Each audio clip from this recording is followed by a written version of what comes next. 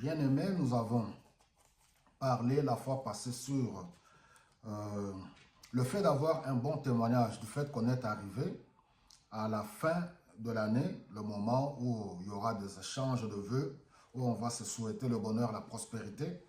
Donc, ce qui est tout à fait humain, ce qui est normal, et rien ne pourra nous empêcher, rien ne peut nous empêcher de pouvoir se souhaiter mutuellement les vœux de bonheur et de prospérité pour l'an 2026 qui va bientôt commencer.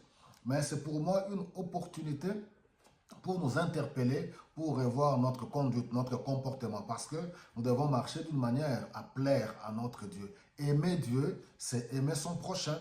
Alors l'Église a cette grande responsabilité, en dépit de la colère que l'ennemi peut essayer d'avoir contre l'Église ou d'essayer de détruire l'Église, personne ne détruira l'Église.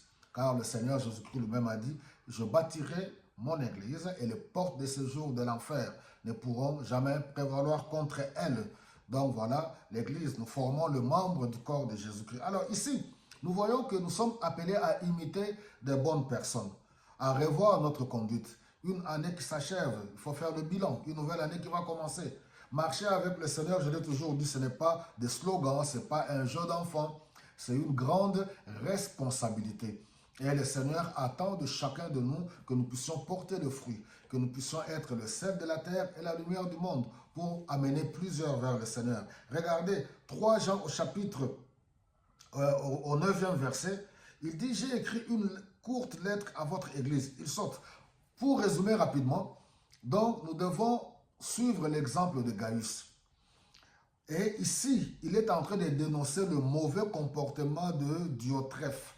Il y a Gaius et Démétrius qui ont un très bon témoignage. Bien-aimés, nous devons vraiment faire de notre mieux si nous sommes enfants de Dieu, remplis du Saint-Esprit, marchant selon le Seigneur.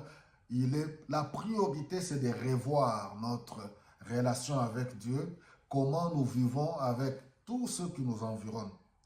Car rien ne sert à vouloir ramener de grandes choses du genre, voilà, Dieu va te rendre, et ainsi de suite. Nous allons faire ceci, donner toutes sortes de théories pour comment avoir l'argent, comment entreprendre. Je ne suis pas contre tout cela. Si ça cadre avec les Saintes Écritures, je ne suis pas contre.